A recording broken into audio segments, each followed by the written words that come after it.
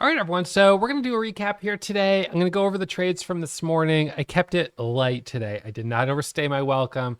I was being very cautious. Happy to see GameStop off the low of 2306. I was looking at a possible double bottom on it today for a trade, and I decided not to take it because yesterday I was sort of looking at a double bottom in this area as well.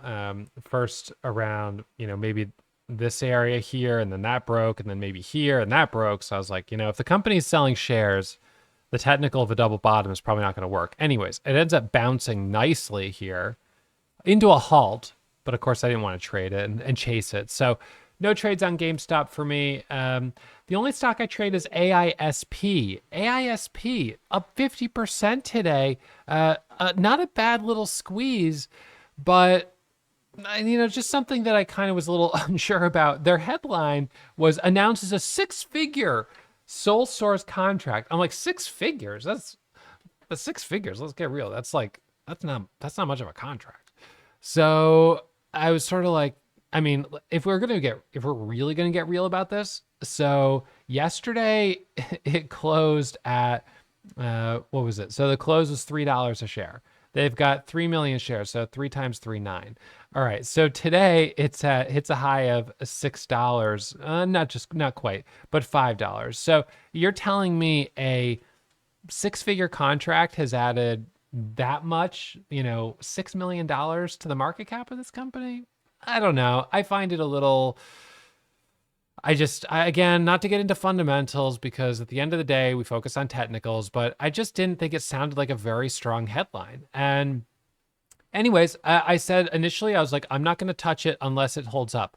So right here, it first pops up and I saw it popping up. I was like, okay, right. So I'm not jumping in unless it holds up because, let's just see if it holds up. It pulls back right here and I got in at 369. It squeezes up to 395, 4. Took a 5,000 share position, locked up $827 on it, or $87 on it. It drops down and I was like, yikes, that was a big drop. And higher volume selling. MACD crosses over and I was like, well, front side of the move, I guess, is over. It ends up coming back up here slowly, but steadily towards the open. And at this point, I was like, well, I'm only up $800 going into the open. You guys know how quick that can disappear if you overstay your welcome. And I just thought, given that I was red on Thursday, made back half of it on Friday, didn't trade yesterday, I had a no trade day. And then today I was like, just don't overstay your welcome right now. It's not worth going from green to red. And anyways, it ends up going to 390, comes up to 4. And I was watching it. It breaks 4, it flushes back down. So I was like, right, choppy. Then it surges to 420. I was like, oh, okay, well, a little stronger than I thought. Goes up to 425, pulls back to 390, bounces back up to 430. And I was like, this thing is a little wild. Comes up to 450. There were big sellers at 450. Drops down, comes back up over 450, can't hold. Back down again, under VWAP right here. Then traps some shorts and squeezes right here. Probably coulda, woulda, shoulda, but wasn't interested in taking the trade later in the morning there. I just felt like we were getting outside the time of day when I do well. So, as it turns out, that was a nice opportunity. Little dip right there, little rejection there. Topping tail, squeezes back up, back down, back up. On the 1 minute, not the cleanest patterns I've ever seen. It's up 50%, 48%. You got to move on it, and I'm happy to see that, but it's just not the cleanest. Now, if we look at our scans here, so I'll back out of this. Our leading gainer right now is UBXG. It's got 900,000 shares of volume. Kind of, you can tell it grinding, but not super clean. Looking at the chart, you could see, blue sky setup. Sometimes I get interested in these, but, I was sort of like, I don't know. I just wasn't feeling confident in it. And let's just check. So Beijing, right? So we know the game here. And I'm just kind of feeling like not breaking the ice with that. So AISP, got a trade on it. UBXG, nothing. BENF, funny enough, I saw news today about Ben Affleck and J-Lo. Not great news. And I was saying we might need to short, Bennifer as a couple. And then BENF comes up, and I thought, boy, now isn't that funny? But I didn't short Benef because it's not, there's no correlation here to Bennifer as a couple, despite the obvious similarity that seems to be present in the ticker. So nothing on this. Maybe could have shorted it and done well, but no trades on that. So then we had BWAQ. This one, similar to the other one there, special acquisition company, sells off, pops up, sells off, pops up. Terrible liquidity, huge spreads. It's at this point gambling to try to trade something like this. Especially with no news, it just doesn't feel trustworthy. So there was nothing on this one. And then we go down to ADRT, very light volume. In fact, let's sort by volume. Highest volume is on AISP. Second highest is on SPCE. Third is on KWE. These are cheap, right? So you've got some cheaper stocks moving a little bit. AMC, people still holding out hope for a turnaround story here. Comparatively, it's really done far worse than GameStop, which isn't surprising. I mean, GameStop was really the focus, but this was prior to the GameStop squeeze. This was hanging out in the $10 to $15 range in this area here. It splits, but sort of in this range, and now it's below those lows. So this really gave back everything. It's kind of sad. They had to do some reverse splits to keep their stock price above $1. So no trades on AMC.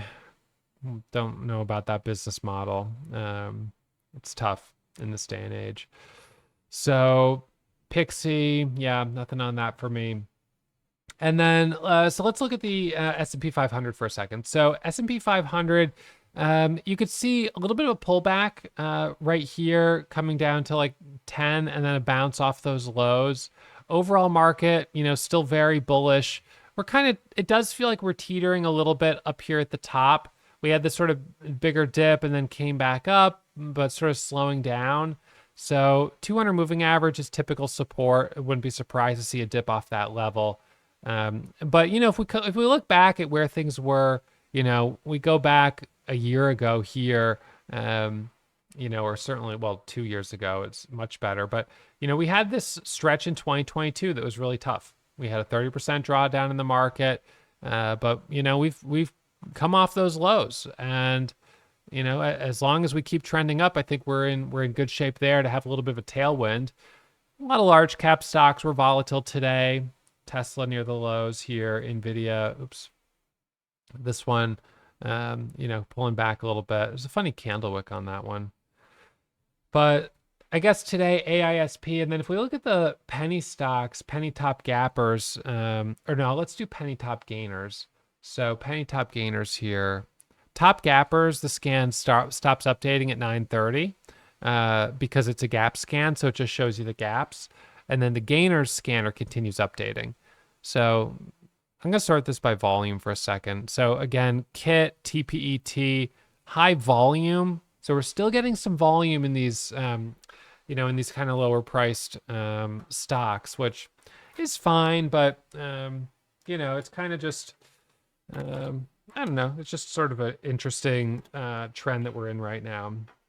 I'm just going to make a note here. So I have an upload that I'm going to post later today talking about GameStop in more detail. I'm going to really focus in on the options position that Roaring Kitty has. He just posted a meme. It was just a few minutes ago. Where is it? He posted a meme of options trading 101. Twitter, the Roaring Kitty, there it is. So this was it, options trading 101. So yeah. Anyway, so I'm going to post an episode talking about his 120,000 calls that he owns and what his 4 options are, because there's really, no pun intended, there's really 4 choices, 4 scenarios of how that can play out, and I'm going to break those down in my next episode. So that'll upload later today. So make sure you guys stay tuned for that. And right now it's a little bit of a lull because we just had this big move on GameStop, and the penny stocks have been in focus. So we're kind of in between cycles, in between themes, and this can be a little bit of choppy water in this period until we kind of reestablish some momentum in one way or another. So this is a good time to stay a little light on your toes. Typically, as always, I kind of pushed it a little too hard and took a big loss right before this shift, which is a bummer. So I'm in a little bit of a drawdown here, but not too bad, but down probably $4,000 off my highs, which all things considered is like, for me, I think about it, Roaring Kitty, he's like laughing at me for even mentioning it because he's down like 700 million off his highs. But in any case, I'm down a little off my highs, 4,000. And so I'm feeling a little sad about it. I got to try to pull it together here and have a good rest of the month with my pathetic little paper hands. So anyways, that's it for me. Thanks for tuning in. Hope you guys hit that thumbs up and subscribe to the channel. I'll remind you as always that trading is risky. My results aren't typical. So take it slow, manage your risk, practice in a simulator before you put real money on the line. And if you want to check out a 2-week trial at Warrior Trading, there's a link posted in the description. So hopefully I'll see you then. I'll be live streaming back at it first thing tomorrow morning for our Warrior Pro members. So see you guys in the chat room.